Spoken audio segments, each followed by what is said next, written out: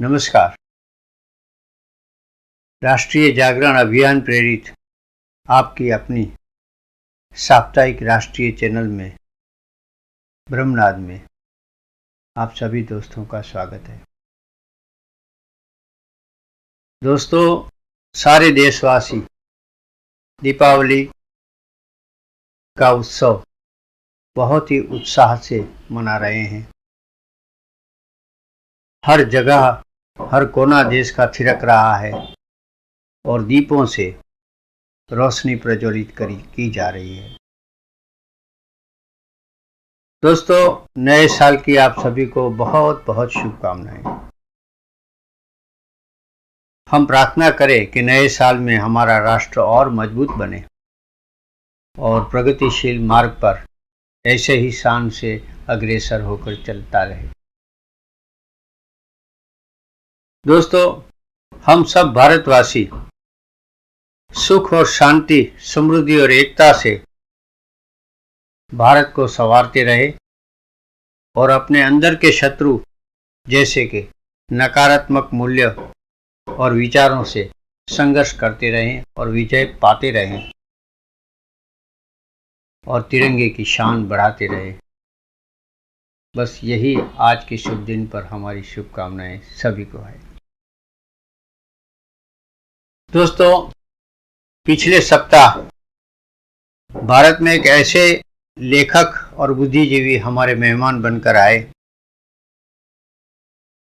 जो अमेरिका में विस्थापित होकर रह रहे हैं और चीन के द्वारा उत्पीड़ित उइगर मुस्लिम जो बहुत ही अभी संकट में है, उनकी आवाज़ वो उठा रहे हैं। नाम है उनका अब्दुल हालिम इदरीस, जो चीन के साउदर्न सिटी होतन में पैदा हुए और वहीं बड़े हुए और उन्होंने देखा कि उनके उइगर मुस्लिमों के साथ जो चीन के सत्ता वाले हैं वो इतना जुल्म ढाते हैं और उन्होंने देखा कि चीन की सरकार का उत्पीड़न हर साल बढ़ता जा रहा है। उइगर मुस्लिमों की आवाज़ उठाने के लिए वो जैसे तैसे अपनी जान बचाकर चीन से भाग तो निकले और यहाँ वहाँ होते होते आखिरकार वो अमेरिका में आए और अमेरिका में आकर उन्होंने उइगर मुस्लिमों की आवाज़ बुलंद करना शुरू। दोस्तों, अब्दुल हाकिम एक बहुत बड़े अच्छे लेखक भी हैं। उनकी दो पुस्तकें अभी बहुत चर्चित हो रही है। एक इंग्लिश में है, उसका नाम है चाइना's colonization of the Islamic world and Uyghur genocide। दूसरी उन्होंने तुर्की लैंग्वेज में लिखी है किजिल कियामत। ये उनकी दूसरी किताब है जो तर्किश लैंग्वेज में लिखी गई है। दोस्तों, अब्दुल हाकिम सेंटर फॉर उइगर स्टडीज जो वाशिंगटन अमेरिका में है उसके डायरेक्टर भी है। अपनी दोनों पुस्तकों में उन्होंने चीन के शिक्यांग प्रांत में बसे उइगर मुस्लिमों पर चीन की सरकार के द्वारा हो रहे अत्याचार और जनसंहार की दर्दनाक बातें की है। दोस्तों, चीन का ये विस्तार शिक्यांग प्रांत खनिज और गैस की संपदा से मालामाल है। चीन सरकार नहीं चाहती कि वहां उइगर मुस्लिमों को उनमें से कुछ हिस्सा मिले या उनके भाग भी बदले। चीन का ये विस्तार, ये सारी खदान और विपुल खनिज संपदाओं के कारण चीन में एक अलग जगह रखता है और उसका सामरिक महत्व भी बहुत है, क्योंकि वो ज़्यादातर कजाकिस्तान, तुर्कमेनिस्तान वगैरह चीन की सीमाओं से लगा हुआ इलाका है। तकरीबन 1 करोड़ से ज़्यादा लोग अभी चीन के कंसंट्रेशन कैंप में अपना दम तोड़ रहे हैं। अब्दुल हाकिम ने जो लिखा है उसके अनुसार चाइनीज सरकार विश्व को बताती है कि तथाकथित वोकेशनल ट्रेनिंग सेंटर में इनको रखा गया है, लेकिन एक्चुअली तो ये यातना शिविरें हैं।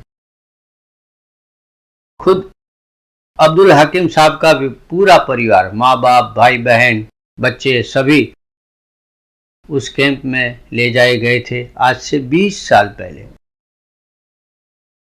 जब अब्दुल हकीम इसके अपने परिवार की बात करते हैं तो उनकी आंखों में आंसू आ जाते हैं और वो सोचते हैं और कहते हैं कि शायद वो अब जिंदा होंगे भी नहीं, मुझे कुछ पता नहीं है।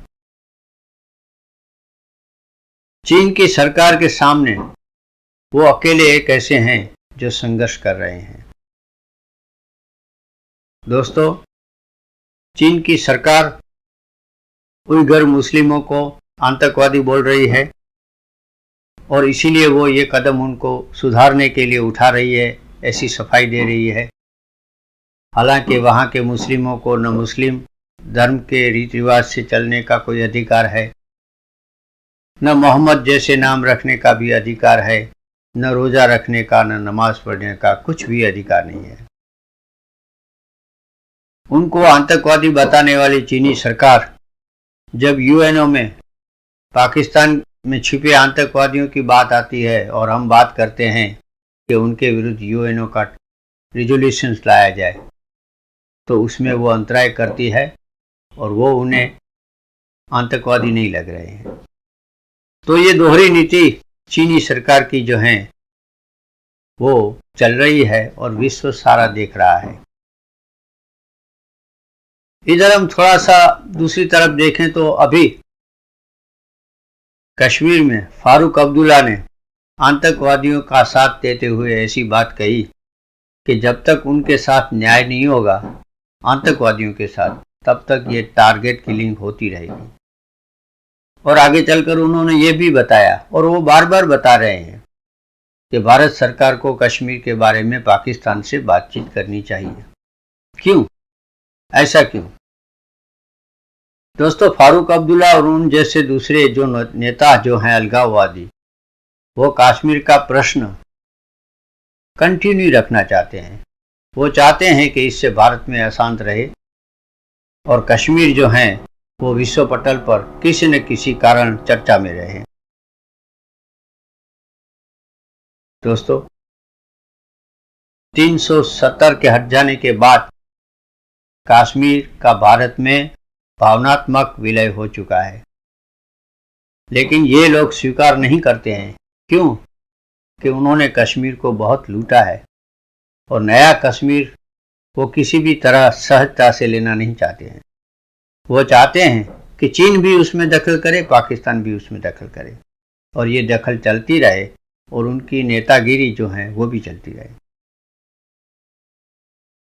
फारूक अब्दुल्ला जैसे नेता और भारत में दूसरे अल्पसंख्यक नेता और बुद्धिजीवी और उनके संगठन पीएफआई जैसे, वो भारत में मुस्लिमों की यातनाओं के बारे में तो बता रहे हैं, जो कि बिल्कुल सफेद झूठ है, लेकिन उइगर मुस्लिमों की यातना के बारे में चुप है।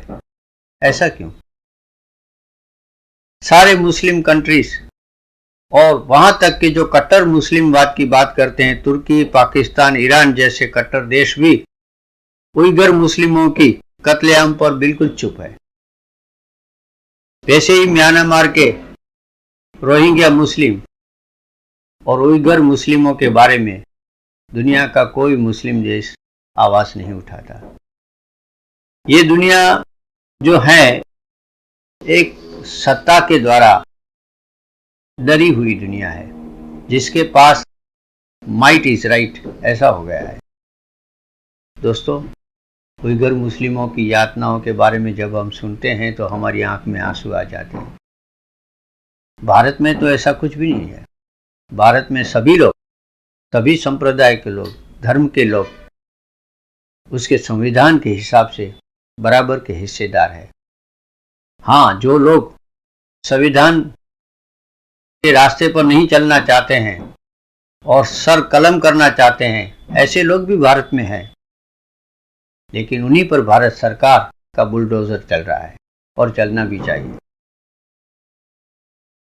दोस्तों इधर एक दूसरी घटना भी आजकल चर्चा में है जो हमें लेनी पड़ेगी और जो एक बहुत ही नए विश्व के नक्शे पर हमें ले जा रही है। अमेरिकी संसद में दो भारतीय मूलक जो सेनेट के सभ्य है वो एक बिल लाए हैं अमेरिकी सेनेट में।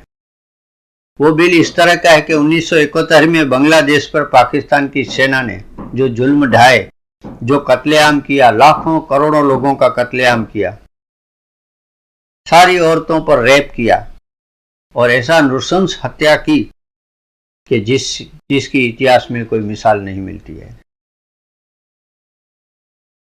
उस पाकिस्तानी सेना के अपराध पर न्यूरेमबर्ग जैसा युद्ध अपराध केस चलना चाहिए, ऐसी डिमांड लेकर भारत के मूल के दो सांसदों ने अमेरिकी सेनेट में एक बिल लाए हैं। अगर ये बिल अमेरिकी सेनेट में पास हो जाएगा तो सारे विश्व में एक तरह का एक नया परिवर्तन आएगा। देखिए अब अमेरिकी लोकशाही कितना इतिहास को निभा रही है, कितने अपने स्वार्थ को निभा रही है और कितनी लोकतांत्रिक परंपराओं को अनुसर रही है, वो हमें देखने को मिलेगा। आगे चलकर हम ये देखेंगे। अगर ये बिल पास हो जाता है तो आतंकवादी गतियों पर बहुत बड़ा ब्रेक लगेगा, राजनीतिक समीकरण भी बदलेंगे और अभी अभी जो पाकिस्तान को दुनिया के लिए खतरनाक देश तो बाइडेन साहब ने कहा है,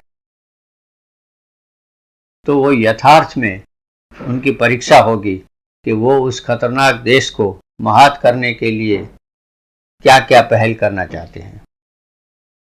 दोस्तों इसी बीच में एक और अच्छे समाचार भी हमें मिलते हैं। अभी हाल ही में यूनाइटेड नेशंस और ऑक्सफोर्ड ने मिलकर एक रिपोर्ट तैयार की, जिस रिपोर्ट का नाम है MPI, मल्टीप्लाई जियो पॉवर्टी रिपोर्ट। ये मल्टीप्लाई जियो पॉवर्टी रिपोर्ट इस तरह का है, 2019 से 2021 के बीच का ये रिपोर्ट है और वो बता रहा है कि इस साल के दौरान कोविड की महामारी थी, फिर भी भारत सरकार ने गरीब कल्याण योजनाओं में इतना बड़ा काम किया कि वो तकरीबन 415 मिलियन से ज़्यादा लोगों को गरीबी रेखा से ऊपर ले आई। ये सारी दुनिया में भारत सरकार का एक बहुत बड़ा रिकॉर्ड है और ये वो जवाब है उन पार्टियों को जो तुष्टीकरण, जातवाद, परिवारवाद की मानसिकता के साथ भारत को कमजोर एक देश बनाने की सोच में डूबी हुई सत्ता की लालसा में मोदी सरकार का विरोध कर रही है।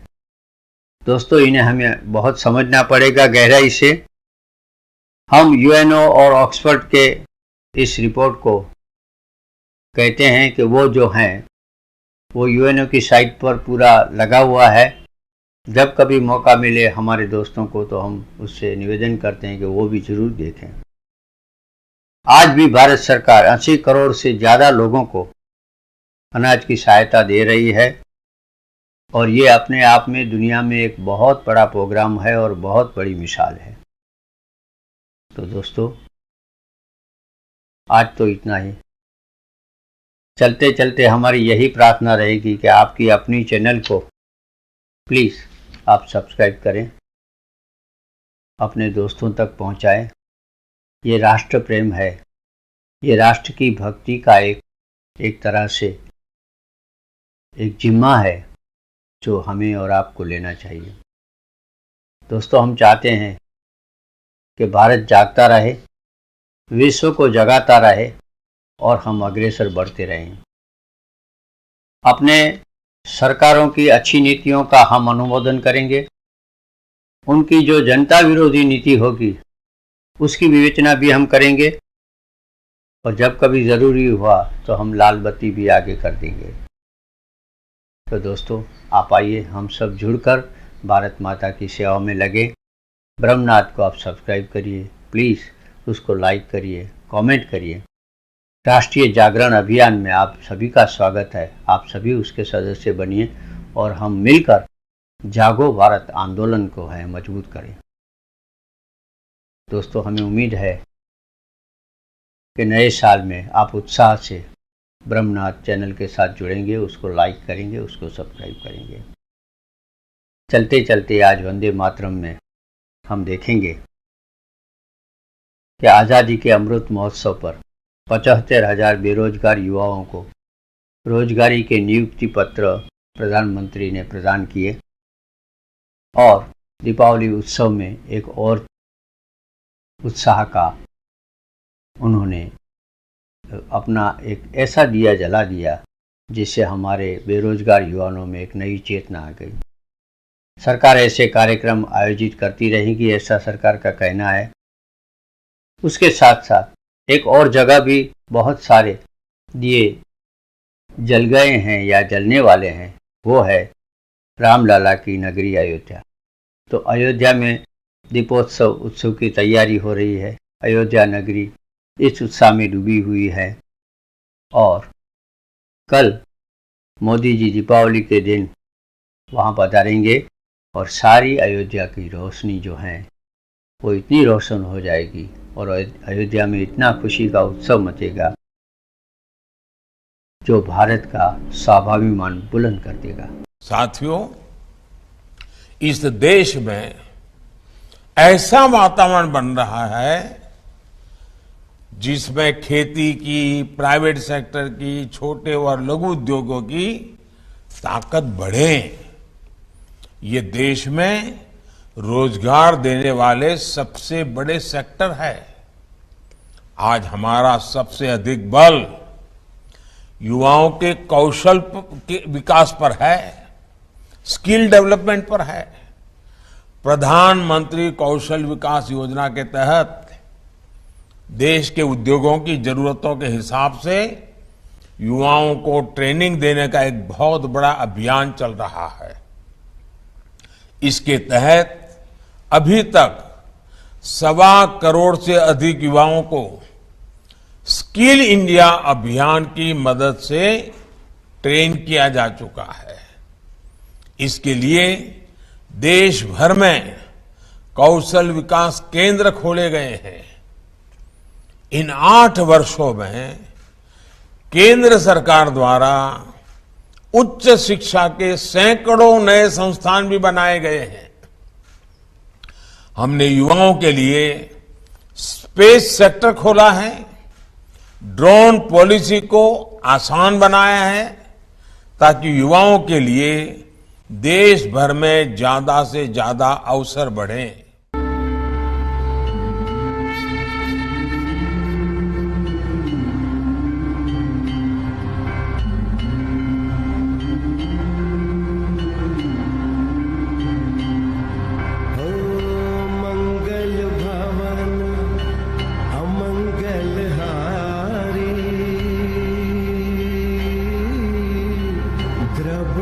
सुदशरथ अजिर बिहारी।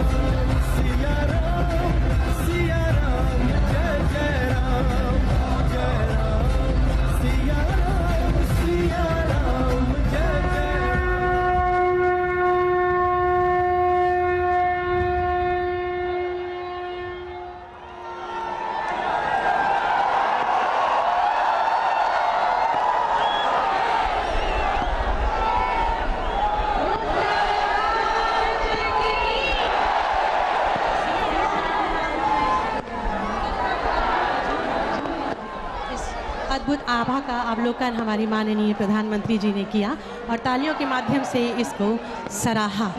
अयोध्या नगरी में लाखों की संख्या में अनगिनत दीप जगमगा रहे हैं।